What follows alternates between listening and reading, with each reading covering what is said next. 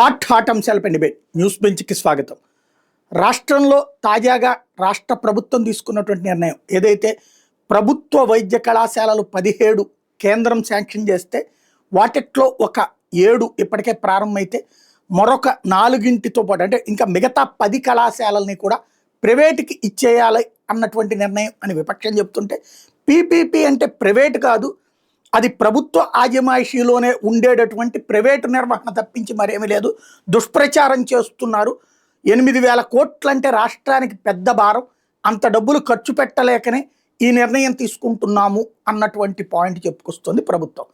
ఈ నేపథ్యంలో అసలు ఈ పీపీపీ అంటే ఏంటి, ప్రస్తుతం ప్రభుత్వం చెప్తున్న వాదనలో వాస్తవం ఏంటి, నిజంగా 17 మెడికల్ కళాశాలలు ఇటు ప్రభుత్వం చేతిలో ఉండాలా లేకపోతే పీపీపీ కింద ప్రైవేట్ చేతిలో ఉండాలా అన్న చర్చ జరుగుతోంది.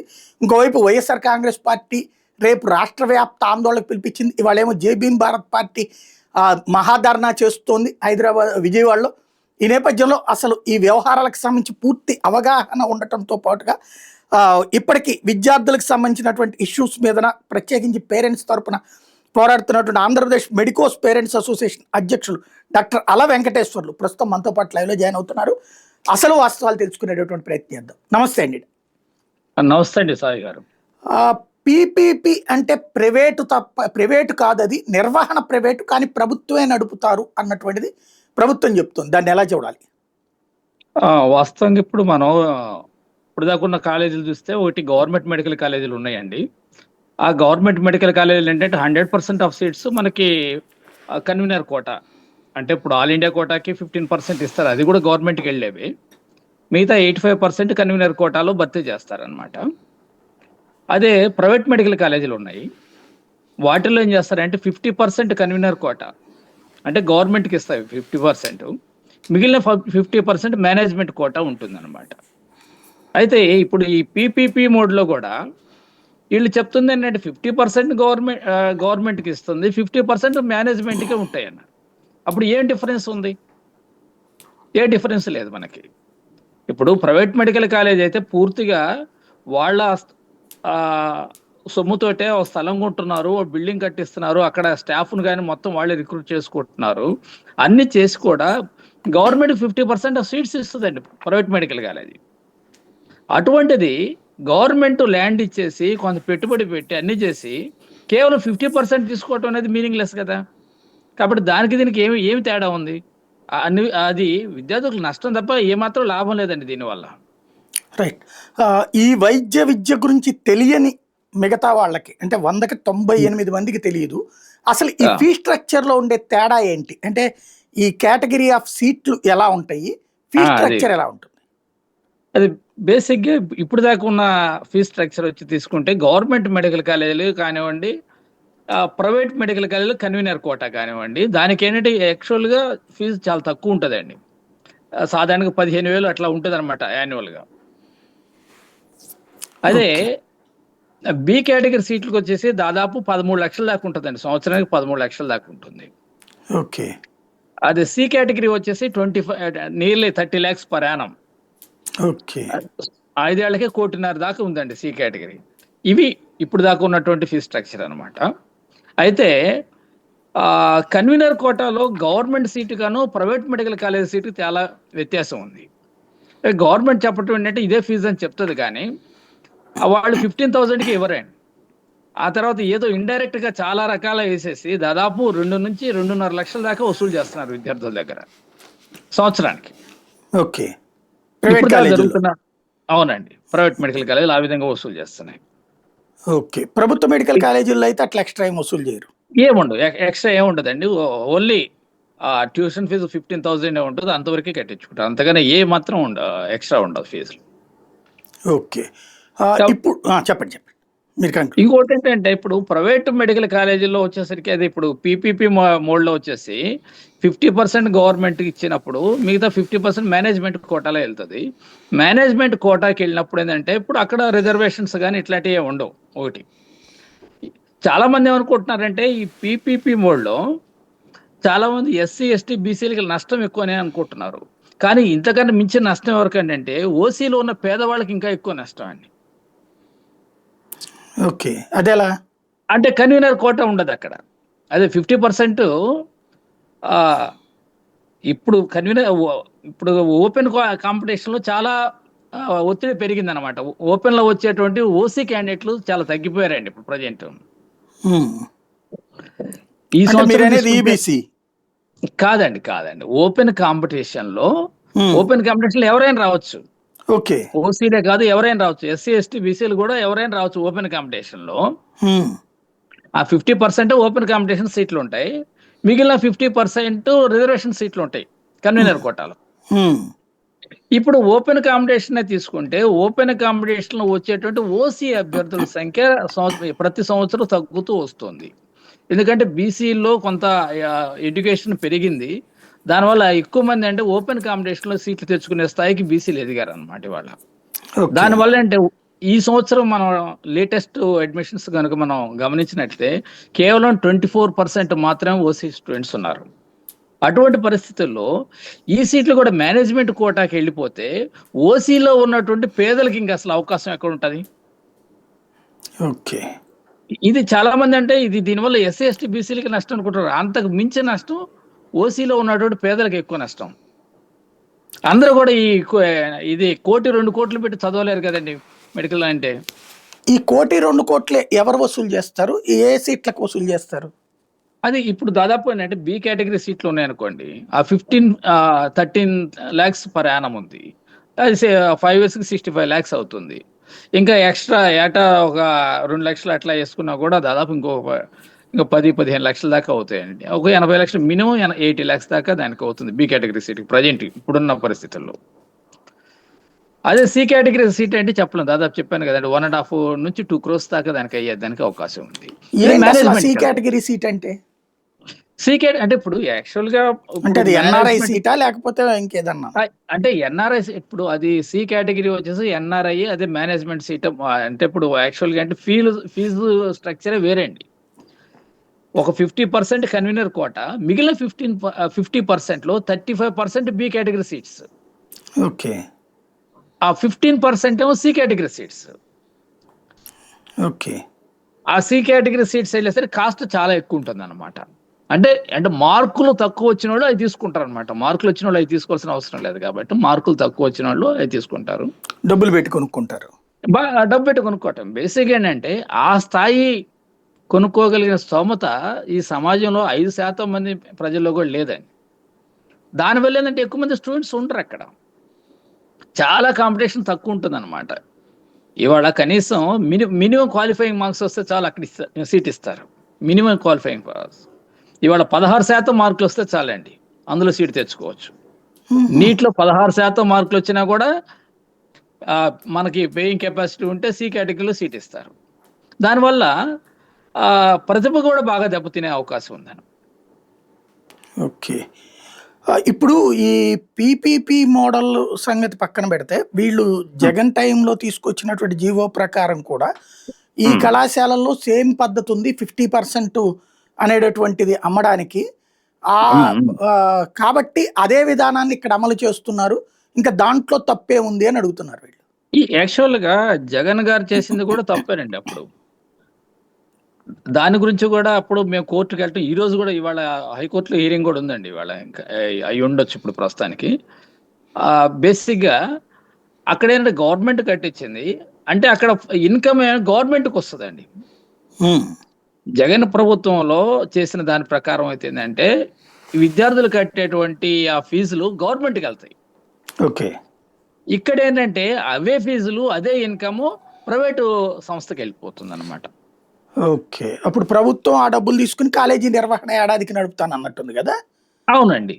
ఓకే. ఇప్పుడు అది ప్రైవేట్ వాళ్ళు నడుపుతారు, అదే డబ్బు ప్రైవేట్ వాళ్ళు నడుపుతారు అనమాట. ఇప్పుడు అదే ఇప్పుడు జగన్ గారు చేసిన పద్ధతిలో ఓకే ఆ విధంగా నడిపారు అనుకోండి కొంతకాలం. సరే ఇప్పుడు వీళ్ళ దగ్గర ఫండ్స్ లేవు, ఆ విధంగా నడిపినా కూడా కొన్నాళ్ళకి ఆర్థిక పరిస్థితి, రాష్ట్రంలో ఆర్థిక పరిస్థితి బాగుంది అనుకోండి, అప్పుడు వాటిని తీసేసి జనరల్ మామూలుగా ఇంతకుముందు జనరల్గా చేయొచ్చు. మొత్తం కూడా బి కేటగిరీ సి కేటగిరీ తీసేయచ్చు అప్పుడైనా. వన్స్ మనం ప్రైవేట్ మెడికల్ కాలేజీకి ప్రైవేట్ వాళ్ళకి ఇచ్చిన తర్వాత మనం తీసేసేదానికి హక్కు కూడా ఉండదు మనకి. ఓకే. ఇప్పుడు జగన్ ఒక పాయింట్ చెప్తున్నాడు, అదేదో మీరు ఒకవేళ ఇచ్చినా కూడా పీపీపీకి మేము వచ్చాక రద్దు చేస్తాము గుర్తుపెట్టుకోండి అని చెప్పేసి ఇప్పటికే 4 కాలేజీలకి వాళ్ళు నోటిఫికేషన్ కూడా ఇచ్చినట్టున్నారు. దాన్ని అదే ఎలా చూడాలి? అంటే అది ఒకటి అవన్నీ సాధ్యమా? టెక్నికల్, అంటే ఇప్పుడు అది లీగల్ ప్రాబ్లమ్స్ అండి, అవి ఎట్లా ఉంటాయి అనేది నేను చెప్పలేను. ఒకసారి ఇచ్చాక వెనక్కి తీసుకోవడం సాధ్యం అవుతుంది ప్రైవేట్ అది కాలేజీ. అది అది అంత ఈజీ కాదండి. లీగల్ గా చాలా ప్రాబ్లమ్స్ ఉంటాయి. ఒకసారి ప్రైవేట్ వాళ్ళకి ఇచ్చిన తర్వాత మళ్ళీ వెనక్కి తీసుకోవటం అనేది సాధ్యపడదు. అదే అండి, ఇంతకుముందు జగన్ గారు పెట్టిన పద్ధతిలో అయితే కొంతలో కొంత మేలు ఏంటంటే, ఏదో ఇప్పుడు ఏ పబ్లిక్ నుంచి ఏదైనా ఒత్తిడి వచ్చినప్పుడు కానీ అట్లాంటప్పుడు కొంత ఫీజు తగ్గించడానికి కానీ, లేదా పూర్తిగా బి కేటగిరీ సి కేటగిరీ తీసేయటానికి కానీ అవకాశం ఉంది. అది ఏంటంటే ప్రభుత్వ కంట్రోల్ ఉంటుంది కంప్లీట్ గా. ఇక్కడ పూర్తిగా మనం ప్రైవేట్కి ఇచ్చిన తర్వాత మన కంట్రోల్ అనేది చాలా తక్కువ ఉంటుంది. రైట్. రాష్ట్రంలో ఓవరాల్గా అసలు ఎన్ని కాలేజీలు ఉన్నాయి? ప్రభుత్వ రంగంలో ఎన్ని ఉన్నాయి? ప్రైవేట్ రంగంలో ఎన్ని ఉన్నాయి? దాదాపు 30 కాలేజీల దాకా ఉన్నాయండి ఇప్పుడు ప్రజెంట్ మన స్టేట్ లో. రెండు కలిపి, ప్రభుత్వ ప్రైవేట్ కలిపి. ఆ ప్రభుత్వ ప్రైవేట్ కలిపి ఉమ్, అవి కూడా 15, 14, 16 అట్లా ఆ రేషియోలో ఉన్నట్టు ఉన్నాయండి. ఓకే. ప్రజెంట్ ఏది మొన్నటి 7తో కలిపినా మీరు అనేది? వాటితోటి కలిపి. ఓకే, మొత్తం అంతే ఉంది 30. ఆ టోటల్ సీట్లు ఎన్ని ఉంటాయండి? సీట్లు వచ్చేసి మొన్న భర్తీ చేసిన దాని ప్రకారం అయితేనండి, స్పెషల్ కేటగిరీ కొన్ని భర్తీ చేయలేదు. దాదాపు ఒక కన్వీనర్ కోటాలో వచ్చేసి 2000 సీట్స్ పైన భర్తీ చేశారు. తర్వాత మేనేజ్మెంట్ కోటాలో 18, కన్వీనర్ కోటాలు 3150 చేశారండి. ఉమ్, ఆ తర్వాత మేనేజ్మెంట్ కోటాలేమో ఒక 1800 అబౌవ్ చేశారనమాట. దాదాపు 5000, 6000 దాకా ఉంది దాదాపుగా. ఓకే. ఈ మెడికల్ కాలేజీలు వాస్తవంగా రాష్ట్రంలో ఉమ్మడిగా ఉన్నప్పుడు టోటల్గా ఎన్ని వచ్చినాయి ఆంధ్ర ప్రాంతానికి? ఇప్పుడు వీళ్ళు చెప్తున్నట్టు అంటే పెద్ద చర్చ ఏంటంటే ఎవరికి అర్థం కాంది, దాదాపు 15-20 కాలేజీ, 10-12 కాలేజీలు చంద్రబాబు గారు తీసుకొచ్చేశారు, జగన్ టైంలో తెచ్చిన 17 కూడా కట్టట్లేదు అన్నటువంటి మాట ఎక్కువగా చెప్తున్నారు. అందులో వాస్తవం ఎంత? అంటే అప్పుడు బేసిక్గా ఏంటంటే, ఇప్పుడు చంద్రబాబు నాయుడు గారు తీసుకొచ్చినవి మొత్తం కూడా తీసుకొచ్చేది ఏముందంటే ప్రైవేట్ మెడికల్ కాలేజ్ మొత్తం కూడా. ఓకే. ఇప్పుడు మేము విద్యార్థులుగా ఉన్నప్పుడు జనార్దన్ రెడ్డి గారు అప్పుడు సీఎంగా ఉన్నారు. అప్పుడు ఆయన ప్రైవేట్ మెడికల్ కాలేజీలకి అనుమతి ఇస్తే దానికి అగెనిస్ట్గా ఆ రోజు మేము స్టూడెంట్స్గా ఉండి యాజిటేషన్ చేశాము. చేసినప్పుడు తెలుగుదేశం పార్టీ కూడా ఏంటంటే ప్రైవేట్ మెడికల్ కాలేజీలు అగెనిస్ట్గా ఉద్యమించింది. మాకు అనుకూలంగా వచ్చింది, విద్యార్థులకు అనుకూలంగా ఆ రోజు. ఆ తర్వాత తెలుగుదేశం పార్టీ రూలింగ్ వచ్చిన తర్వాత అత్యధికంగా ప్రైవేట్ మెడికల్ కాలేజీకి అనుమతి ఇచ్చినటువంటి చరిత్ర చంద్రబాబు నాయుడు గారిదేనండి. ఓకే. తర్వాత ప్రభుత్వ మెడికల్ కాలేజీలు మళ్ళీ జగన్ ఆ వచ్చాక తర్వాత వైఎస్ఆర్ గారు వచ్చినప్పుడు highest medical college government sector లో హైయెస్ట్ మెడికల్ కాలేజ్ వచ్చింది వైఎస్ఆర్ గారు ఉన్నప్పుడు వచ్చినాయండి. ఓకే. ఆ తర్వాత ఎప్పుడైతే 2014లో మళ్ళీ చంద్రబాబు నాయుడు గారు ఈ రాష్ట్రంలో పరిపాలనకు వచ్చారో, ఆ టైంలో అప్పుడు దాకా ఉన్నటువంటి ఫీజులు, ఈ ప్రైవేట్ మెడికల్ కాలేజీలో ఉన్నటువంటి ఫీజులు అమాంతంగా దాదాపు 5 రెట్లు పెంచారు. అది పర్సెంట్ ఒక 10%, 20% పెంచడం కాదు, 5 times పెంచారు అనమాట. ఓకే. అప్పుడు దాకా 2.5 lakhs ఉన్నటువంటి B category seat private medical కాలేజీలో ఒక్కసారిగా 12 లక్షలు చేశారు. అది పోస్ట్ గ్రాడ్యుయేషన్ సీట్ అయితే దాదాపు 5 లక్షలు ఉండేదండి పర్ యానం వచ్చేసి బి కేటగిరీ. దాన్ని 25 లక్షలు చేశారు, 5 రెట్లు అనమాట. అంటే ఒక సామాన్యమైనటువంటి ప్రజలు అది చదవలేని స్థాయికి ఒక్కసారిగా తీసుకెళ్ళినటువంటి పరిస్థితి మనం చూసాం అనమాట. ఓకే. ఇవాళ ఉన్న సిచ్యుయేషన్లో ఈ మిగతా కాలేజీలు వాస్తవంగా ఈ 5 ఏళ్లలో రన్నింగ్లోకి రావడానికి అవకాశం ఉందా? పెద్ద కష్టం కాదు, యాక్చువల్గా వచ్చాయండి, తప్పకుండా వచ్చాయి. ఇప్పుడు మన 2 years బ్యాక్ 5 కాలేజెస్ ఆల్రెడీ వచ్చినాయి కదా, మనం చూసాం. ఇప్పుడు వీళ్ళు చెప్పేదంతా కూడా కరెక్ట్ కాదనమాట. వీళ్ళు అనేది ఏంటంటే అసలు మొత్తం పూర్తిగా కంప్లీట్ అయిన దాకా రాకూడదు అన్నట్టు చెప్తున్నారు, అది కరెక్ట్ కాదు. ఇప్పుడు ప్రాథమికంగా ఒక వాళ్ళు ఎన్ఎంసి వాళ్ళు చెప్పినటువంటి రెగ్యులేషన్ ప్రకారం ఎంతవరకు పూర్తి అయితే వాళ్ళు చూసేది అనుమతి ఇచ్చేది. కాబట్టి వీళ్ళు ఏంటంటే ఇప్పుడు పులివెందులకు లాస్ట్ ఇయర్ ఇచ్చారు అనుమతి, ఇచ్చినా కూడా వీళ్ళు వద్దని చెప్పేసి లేఖ రాసినటువంటి మన పరిస్థితి మనం చూసాం అనమాట. అంటే ఇది ఎందుకోసం అట్లా చేస్తున్నట్టు, అంటే అది ప్రైవేట్ వాళ్ళ కోసమన్నా లేకపోతే జగన్ చేస్తున్నాడు అంటే కాబట్టి? ఒకటేంటంటే ఈ ప్రోగ్రామ్ జగన్ మొదలు పెట్టాడు కాబట్టి ఆ పేరు అటు వెళ్తుంది అనేది ఒకటి ఉండొచ్చు. ఒకటి, రెండోది ఏంటంటే చంద్రబాబు నాయుడు గారు మొదటి నుంచి కూడా ఈ పబ్లిక్ సెక్టర్ కి వ్యతిరేకం ఆయన. ఓకే. కాబట్టి ప్రైవేట్ ప్రోత్సహించడం కోసం అని చెప్పేసి ఆయనకి ఇది ఇంట్రెస్ట్ లేదు కాబట్టి, అంటే ఇప్పుడు ఎలక్షన్ ముందేమో జగన్ గారు చెప్పిన దానికి మేము దాన్ని 107, 108 జీవోల ప్రకారం ఇది ఈ government medical college self finance ఇట్లా ఏవైతే పెట్టారో దానికి మేము వాటిని కూడా రద్దు చేసి టోటల్ గా 100% మేము ఫ్రీగా ఇస్తామని చెప్పేసి వాగ్దానం చేశారు అప్పుడు ఎన్నికల ముందు. ఎన్నికల తర్వాత దాన్నే అమలు చేస్తున్నారు. ఇంతకు ముందు గవర్నమెంట్ జగన్ ప్రభుత్వం ఏదైతే ఏం చేసిందో అది దాన్నే అమలు చేస్తున్నారు ఇప్పుడు. మరి కాబట్టి అది ప్రైవేట్ వాళ్ళ ద్వారా అది అవి చేస్తున్నారండి. ఇప్పుడు రన్నింగ్ లో ఉన్న వాటిని అట్లానే చేస్తున్నారు. ఇప్పుడు కొత్తగా వచ్చేటువంటి ప్రైవేట్కి వెళ్ళిపోతున్నాయి అనమాట. ఇంకా దారుణం అదే. ఒక కీలకమైనటువంటి అంశం ఏంటంటే పబ్లిక్ కి తెలియాల్సింది, మామూలుగా ఇదివరకటి రోజుల్లో మీరు చదివిన రోజుల్లో ఎంబీబీఎస్ ఫీజులు ఎట్లుండేది, అప్పట్లో ప్రభుత్వ రంగంలో ఎంత ఫీజు ఉండేది మీరు బయటకు వచ్చే టైంకి, అలాగే ప్రైవేట్ రంగంలో అప్పుడు ఎంత ఫీజులు ఉండేది, ఇప్పుడు ఎంత ఉంది, కంపారిజన్ తేడా? యాక్చువల్గా మేము చదివేటప్పుడు ప్రైవేట్ రంగమే లేదండి. ఓకే. అప్పుడు ప్రైవేట్ రంగంలో ఉన్న ఏకైక కాలేజీని కూడా ఎన్టీ రామారావు గవర్నమెంట్ లో తీసుకున్నారు, సిద్ధార్థ మెడికల్ కాలేజీని. ఓకే. కాబట్టి ప్రైవేట్ రంగమే లేదు అప్పుడు. 500 రూపాయలు సంవత్సరానికి ఫీజు, 500 రూపాయలు. ఈ రోజైనా గవర్నమెంట్ మెడికల్ కాలేజీ ఫీజు ఎక్కువ కాదండి, 15,000 మాత్రం ఇవాళైనా. ఒక ఎల్కేజీ స్టూడెంట్స్ కూడా అంతకన్నా ఎక్కువ ఉంది. కాబట్టి గవర్నమెంట్ ఫీజు అని చాలా తక్కువ, అది ప్రాబ్లమే కాదు. అన్నిటికన్నా ముఖ్యం ఏంటంటే ఇక్కడ గవర్నమెంట్ మెడికల్ కాలేజ్ ఫ్రాడ్ జరగదండి, అంటే ఎథికల్ గా ఉంటాయి. ఇప్పుడు ప్రైవేట్ మెడికల్ కాలేజీలో అక్కడ సెన్సస్ ఉండవు, వీళ్ళు చెప్పినంత అక్కడ పేషెంట్లు ఉండరు అనమాట. ఉండకపోయేసరికి ఏం చేస్తారంటే అక్కడ ఉన్నటువంటి ఔషధ్యం చేత లేకపోతే పీజీల చేత ఫేక్ కేస్ షీట్లు రాపిస్తూ ఉంటారు అనమాట వీళ్ళ చేత. అంటే అక్కడ పేషెంట్ ఉన్నట్లుగా రాపిస్తూ ఉంటారు. ఓకే. ఓకే. అట్లానే చాలా చాలా చోట్ల ఇప్పుడు స్టాఫ్ కూడా ఉండరు. ఎప్పుడైతే ఎన్ఎంసి వాళ్ళు విజిటింగ్ వస్తారో అప్పుడు తాత్కాలికంగా రిక్రూట్ చేసుకొని చూపిస్తుంటారు అనమాట, వీళ్ళంతా మా స్టాఫ్ అని చెప్పేసి. ఇట్లా చాలా ఫ్రాడ్స్ ఉన్నాయి. 2 ఏళ్ల క్రితం మనం గమనించినట్లయితే ఒక 3 కాలేజీలు వాళ్ళకి ఎన్ఎంసి అనుమతి లేకుండా అనుమతి ఉన్నాయని చెప్పేసి ఒక ఫేక్ సర్టిఫికెట్లు తీసుకొచ్చేసి పీజీ అడ్మిషన్ కూడా తెరిపించుకున్నారు. ఆ తర్వాత అది కాదు అని చెప్పేసి, అది ఫేక్ అని చెప్పేసి యూనివర్సిటీ ఆ అడ్మిషన్ రద్దు చేసింది. రద్దు చేసిన తర్వాత కూడా మళ్ళీ 2 కాలేజీలు మళ్ళీ కొంచెం నంబర్ తగ్గించుకున్నారు, మళ్ళీ ఆ ఫేక్ సర్టిఫికెట్లు మళ్ళీ ప్రొడ్యూస్ చేశారండి. దాని ప్రకారం రెండోసారి కూడా అడ్మిషన్లు జరిగినాయి. అప్పుడు మూడోసారి అది కూడా రద్దు చేసి మూడోసారి అడ్మిషన్లు జరపాల్సిన వచ్చింది. ఇంత ఫ్రాడ్ జరుగుతున్నా కూడా మనం వాటి జోలు ఎందుకు వెళ్ళాలి, గవర్నమెంటే నిర్వహిస్తే పోతుంది కదా. ఇంకోటి ఏంటంటే గవర్నమెంట్ మెడికల్ కాలేజ్ మీద పెట్టినటువంటి ఇన్వెస్ట్మెంట్ వేస్ట్ అనే ఒక భావన ఈరోజు ఈ ప్రభుత్వం నుంచి నాకు వినిపిస్తుంది. అది చాలా తప్పండి. గవర్నమెంట్ మెడికల్ కాలేజీకి మనం ఏదైతే ఇన్వెస్ట్మెంట్ పెడుతున్నామో దాని కనీసం 5-6 రెట్లు మెడికల్ సర్వీసెస్ వాళ్ళ నుంచి మనం పొందుతున్నాం. చాలా ఉపయోగం అనమాట. దాన్ని ఎందుకు గమనించట్లేదు నాకు అర్థం కావడం లేదు. కరెక్ట్, మంచి పాయింట్.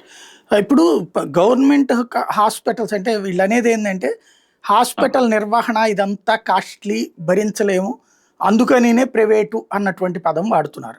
ప్రైవేట్ దాంట్లో అయితే కనుక ప్రైవేట్ కాలేజీ నడిపేటటువంటి వాళ్ళు నడిపే హాస్పిటల్లో ప్రాఫిట్స్ వచ్చి గవర్నమెంట్ హాస్పిటల్లో లాసెస్ ఉంటాయా? అసలు అది కరెక్ట్ కాదు. అది కరెక్ట్ కాదు. అంటే ఒకటేంటంటే ఇక్కడ మనం ఫ్రీగా చేస్తున్నాం కాబట్టి ఇది మెడికల్ ట్రీట్మెంట్ ఫ్రీగా ఇస్తాం మనం, అంతేగాని ఉదాహరణ అంటే ఇప్పుడు గుంటూరు జనరల్ హాస్పిటల్ తీసుకున్నాం అనుకోండి, అక్కడ మనం ఇన్వెస్ట్ చేసేదానికి కనీసం 5-6 రెట్లు మెడికల్ సర్వీస్ మనం పొందుతున్నాం అండి. అదే ప్రైవేట్ హాస్పిటల్కి వెళ్తే మరి పేషెంట్ ఖర్చు అవుతుంది కదా. లేదు, పేషెంట్ కాదు, ఆరోగ్యశ్రీగా ఇచ్చేది గవర్నమెంటే సొమ్మే కదా. ఏ విధంగా అక్కడ గవర్నమెంట్ ఇట్లా ప్రజలైనా నష్టపోతున్నారు, ప్రభుత్వం నష్టపోతుంది. ప్రైవేటు వ్యక్తి ఎందుకు నష్టపోతాడు చెప్పండి? వాళ్ళు త్యాగం చేసి మనకి ఎవరు కదా అండి. రైట్. ఇవాళ ఒక డౌట్ ఏంటంటే ఈ మెడికల్ కాలేజీలు ప్రభుత్వం నిర్వహిస్తే లాస్ అయ్యి ప్రైవేట్ నిర్వహిస్తే లాభం ఎలా వస్తుంది? అది జరగని. అంటే ఇప్పుడు గవర్నమెంట్ ఏమంటుందంటే మనం ఫ్రీగా గవర్నమెంట్ హాస్పిటల్ మనం ఫ్రీగా చేస్తాం కదా, దాని లాస్ అని చెప్తుంది అంతే. దాని నిర్వహణకి ఏదైతే ఇన్వెస్ట్ చేస్తున్నామో అది లాస్ అని చెప్తుంది. కానీ దానికి 4 రెట్లు ఆ ఇన్కమ్ ఏంటంటే ప్రజల దగ్గర మిగిలిపోతుందండి. ₹1,00,000 ఖర్చు అయ్యేటువంటి ఆపరేషన్ ఒక పేషెంట్ వెళ్ళి గవర్నమెంట్ హాస్పిటల్లో చేయించుకున్నాడు అనుకోండి, అతనికి ఫ్రీగా అయిపోయింది. అంటే అర్థం ఏంటంటే ఆ ₹1,00,000 ఆ పేషెంట్కి మిగిలినట్లేగా. రైట్.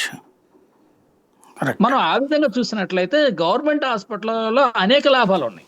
ఇప్పుడు కోవిడ్లో ఉందనుకోండి, అటువంటి పరిస్థితుల్లో ఈ దేశంలో పనిచేసింది ఎవరండి? కేవలం గవర్నమెంట్ హాస్పిటల్లో పనిచేసినాయి. ఇంకోటి కరెక్ట్. ఏంటంటే గవర్నమెంట్ హాస్పిటల్ సమర్థవంతంగా ఉండదనేది ఒక అపోహ చేస్తున్నారు. అది తప్పు.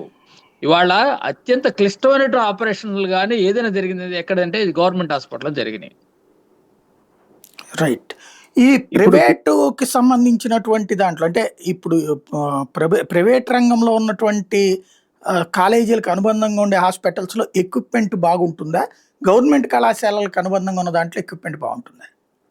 కేవలం ఎక్విప్మెంట్ వాస్తవంగా చెప్పాలంటే గవర్నమెంట్ ఎందుకు పెట్టకూడదండి ఎక్విప్మెంట్‌కి? పెట్టొచ్చు.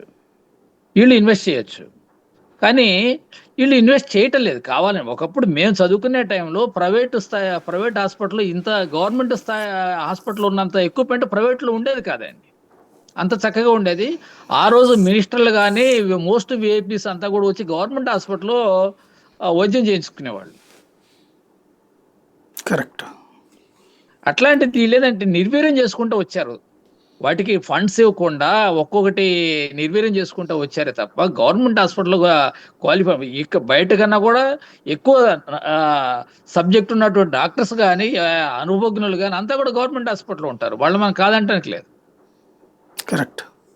అందరూ ఇప్పుడు ప్రముఖ డాక్టర్లు అందరూ కూడా చదువుకొని వచ్చిన గవర్నమెంట్ హాస్పిటల్స్‌లోనే కదా. హ్మ్. హ్మ్. ఇవాళ మోస్ట్ వీఐపీస్‌కి ఏదైనా ప్రాబ్లమ్ వస్తే ఎక్కడికి వెళ్తున్నారండి? ఎయిమ్స్ గాని, నిమ్స్ గాని వెళ్తుంది. ఇవన్నీ గవర్నమెంట్ హాస్పిటల్స్ కదా. అంటే నిర్వహణ చేస్తే బానే ఉంటాయి. వాటికి మించి ఇవాళ మంగళగిరికి మంచి పేరు వచ్చింది. హ్మ్. అది గవర్నమెంట్ హాస్పిటలే కదా. కరెక్ట్. మరొక విషయం ఇక్కడ పీజీ సీట్ల పరంగా గతానికి ఇప్పటికి ఉన్నటువంటి తేడా ఏంటి? ఇంతకుముందు ఎన్ని ఉండేయి? ఇప్పుడు ఎంత ఉన్నాయి? అంతకుముందు ఫీజులు ఎట్లుండే? ఇప్పుడు ఎట్లా ఉన్నాయి? ఒకటేంటంటే ఇప్పుడు పీజీ సీట్లు సంఖ్య బాగా పెరిగిందండి. చాలా బాగా పెరిగింది. అంటే ప్రపోర్షనేట్‌గా మరి అనేక ఈ రూల్స్ సడలించటం వీటి వల్ల సీట్ల యొక్క అనుమతి చాలా ఎక్కువ ఇచ్చారండి ఇప్పుడు. అయితే ఓకే బాగున్నాయి. ఎక్కువ సీట్లు వస్తున్నాయి. గవర్నమెంట్ సెక్టార్‌లో అయితే ఫీజులు ఏమి ఉండవండి. ఫీజులు ఉండకపోగా ఒక పీజీ స్టూడెంట్స్‌కి ₹60,000-70,000 మంత్లీ స్టైఫండ్ వస్తదండి. ఎదురు. స్టైఫండ్ ఇస్తారు మంత్లీ. హ్మ్. అదే ప్రైవేట్ హాస్పిటల్‌లో దాదాపు కొన్ని హాస్పిటల్ ఏదో 20,000, 25,000 అట్లా ఇస్తున్నారు. కొన్నాళ్ళైతే అసలు ఇచ్చేవాళ్ళు కాదండి. ఓకే. ఒక 4, 5 ఏళ్ల క్రితం నేను కంప్లెయింట్ ఇచ్చేసి కోర్టుకెళ్తే అప్పుడు కొంత కదలికొచ్చిందన్నమాట. ఓకే. అక్కడ ఫీజు ఉంటదా? గవర్నమెంట్ ఇదే ప్రైవేట్ కాలేజ్‌లో? అక్కడ ఫీజు ఉంటది. అక్కడ ఫ్రీ సీట్ అనేదానికి కూడా దాదాపు 6, 7 లక్షలు ఫ్రీ సీట్ అంటే కన్వీనర్ కోటాలో 6, 7 లక్షలు కట్టాలి సంవత్సరానికి. హ్మ్. అదే బి కేటగిరీ అయితే ప్రస్తుతం 13 లక్షలు అట్లా ఉన్నట్టుంది. అది ఇంకా ఎట్లా ఈ సంవత్సరం ఇంకా స్టార్ట్ అవ్వలేదు. అది ఎప్పుడు ఏమన్నా పెంచినా పెంచొచ్చండి. అంటే ఓకే. ఇంతకుముందు జగన్ గవర్నమెంట్ రాకముందు చంద్రబాబు నాయుడు ఉన్నప్పుడు 25 లక్షలు ఉండేదండి బి కేటగిరీ. అది జగన్ వచ్చాక మళ్ళీ 8, 9 లక్షలు చేశాడు. తగ్గించాడు ఆయన. హుహు. మెడికల్ సీట్లు తగ్గించాడు ఫీజు. బి కేటగిరీ సీట్లు బాగా తగ్గించారన్నమాట. అప్పుడు కొంచెం మిడిల్ క్లాస్ వాళ్ళు కూడా చదవగలిగే పరిస్థితి వచ్చిందనమాట. ప్రయాణం వచ్చేసి 7, 8 లాక్స్ అనేసరికి. ఓకే.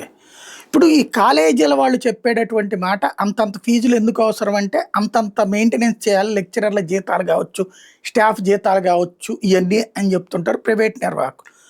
అది నిజమా? అంటే యాక్చువల్‌గా వాళ్ళు ఇచ్చినటువంటి ఏది సెన్సస్ ఏదైతే ఇస్తున్నారో అవన్నీ కరెక్ట్ అయితే వాళ్ళకి అంత దాని మీద కూడా ఇన్‌కమ్ వస్తుంది. పేషెంట్‌లని వాళ్ళు ఊరక చూడట్లేదు కదండీ. హ్మ్. పేషెంట్‌ల మీద ఇన్‌కమ్ వస్తుంది. ఫార్మసీ మీద వస్తది. లాబొరేటరీస్ మీద వస్తది. ఇన్వెస్టిగేషన్స్ మీద వస్తది. ఆరోగ్యశ్రీ దాని నుంచి వస్తది వీళ్ళకి. ఇదంతా ఆ ఇన్‌కమ్ అంతా వాళ్ళు చూయించట్లేదు.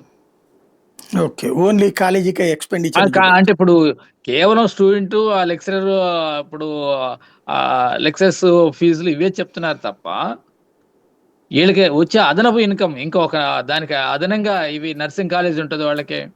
హ్మ్. అట్లా రకరకాలుగా దాని నుంచి అనేక రకాలుగా ఇన్కమ్ జనరేట్ అవుతుంది వాళ్ళకి. అది కాక పీజీ సీట్లకి కాస్ట్ చాలా ఎక్కువ ఉంటుంది. ఓకే. ఇప్పుడు ఎలా మనం ఉంటుంది? ఎంబీబీఎస్ సీట్ల గురించే మాట్లాడుకుంటున్నాం. పీజీకి వెళ్ళేసరికి హ్మ్. అక్కడ బి కేటగిరీ సరికి అదే చెప్తున్నా దాదాపు 10 లక్షల పైన ఉంటుంది. తర్వాత సి కేటగిరీ కోట్లలో ఉంటుందండి. అక్కడ 2-3 crores ఒక్కొక్క సీట్ ఉంటుంది అనమాట. అబ్బో! ఎందుకని అక్కడ అంత రేటు? అక్కడ అది నంబర్ ఆఫ్ సీట్స్ తక్కువ ఉంటాయి కాబట్టి కాంపిటీషన్ ఎక్కువ ఉంటుందండి. కొన్ని డిపార్ట్మెంట్ ఇప్పుడు రేడియాలజీ కానివ్వండి, డెర్మటాలజీ కానివ్వండి, జనరల్ మెడిసిన్ కానివ్వండి, ఇట్లా ఒక్కొక్క వాటికి చాలా డిమాండ్ ఉంటుంది అనమాట. 2-3 crores దాకా అది ఉంటుందండి కాస్ట్ వచ్చేసి. ఓకే. ఇప్పుడు అంతంత పెట్టి చదివినటువంటి డాక్టర్లు రిటర్న్స్ ఎలా సంపాదిస్తారు? విదేశాలకెళ్ళి ఉద్యోగాలు చేసినా లేకపోతే ఇక్కడే అంతంత సంపాదించగలిగిన కెపాసిటీ ఉంటుందా? విదేశాలకు వెళ్ళి అసలు చేయలేరండి వీళ్ళు. అక్కడ నుంచి విదేశాలకు వెళ్ళాలంటే ఎంబీబీఎస్ తర్వాత వెళ్ళటం బెటర్ అనమాట. అమెరికా వెళ్ళాలంటే ఎంబీబీఎస్ తర్వాత వెళ్ళటం బెటర్ అనమాట. పోస్ట్ గ్రాడ్యుయేషన్ వెళ్ళినా కూడా మళ్ళీ అక్కడ మొదలు పెట్టుకోవాల్సి వస్తుంది అనమాట. హుహు. అది దానివల్ల ఉపయోగం లేదు. కాబట్టి ఇక్కడే ఉండి చేయాల్సిందేనండి. కాబట్టి ఓకే. వాస్తవంగా అయితే అంత చదువు చదివి గవర్నమెంట్ ఉద్యోగంలోకి వెళ్తే సాధారణ జీతమేనండి వీళ్ళు ఇచ్చేది. 1,50,000 2 లక్షలే జీతాలే వస్తాయి తప్ప అంతకన్నా ఎక్కువ ఏం రావు. ఓకే. అది ఇంకా ప్రైవేటు హాస్పిటల్స్ పెట్టుకొని ఒక కార్పొరేట్ తరహా చేస్తే తప్ప లేకపోతే అంత సంపాదించడం వాస్తవంగా వీళ్ళు పెట్టినటువంటి ఇన్వెస్ట్మెంట్కి ప్రపోర్షనేట్గా సంపాదించడం సాధ్యమయ్యే పనే కూడా కాదండి. రైట్. అయినా కూడా ప్రెస్టేజ్ కోసం చదివిస్తుంటారా డబ్బులతో? అంటే ఇప్పుడు అదే కొంత డబ్బున్న వాళ్ళు ఏంటంటే ఇప్పుడు అదే ఆ సీట్ కావాలని కోరుకుంటాడు. వాళ్ళకి హాస్పిటల్ కట్టుకుని దాని ద్వారా హాస్పిటల్ అదే మెడికల్ బిజినెస్ చేయాలనుకుంటాడు. సర్వీస్ కాదు, మెడికల్ బిజినెస్ చేయాలనుకుంటే సరిపోతుంది అనమాట. అంతే తప్ప సర్వీస్ చేయాలంటే సాధ్యపడేది కాదు. రైట్. ఒక పేరెంట్ అసోసియేషన్ తరపున ప్రభుత్వానికి మీరేం సజెస్ట్ చేస్తారు ఈ ఇష్యూలో? నేను తప్పకుండా ఏంటంటే ఎప్పుడు కూడా 100% గవర్నమెంటే ఇది మేనేజ్ చేయాలని చెప్పేసి కోరుకుంటున్నాను. పోయినసారి జగన్ గవర్నమెంట్ ఉన్నప్పుడు కూడా అదే కోరుకున్నాను. ఇప్పుడు కూడా ఏంటంటే పూర్తిగా గవర్నమెంటే మేనేజ్ చేస్తే 100% న్యాయం దక్కుతుంది. ఇక్కడ ఎస్సీ ఎస్టీ బీసీ వర్గాలకే కాకుండా పేద ఓసీ వర్గాలకు కూడా చాలా ఉపయోగపడుతుంది. ప్లస్ ఏంటంటే అనేక మందికి ఉపాధి కలుగుతుంది అనమాట. అది అక్కడ అనేక మంది డాక్టర్స్కి పర్మనెంట్ ఉద్యోగాలు వస్తాయి. తర్వాత నర్సెస్కి వస్తాయి. ఇంకా పారా మెడికల్ స్టాఫ్ ఇంకా అదనంగా చాలా రకరకాల ఉద్యోగాలు ఉంటాయి. ఇంతమందికి ప్రభుత్వం ఉపాధి క్రియేట్ చేయొచ్చు.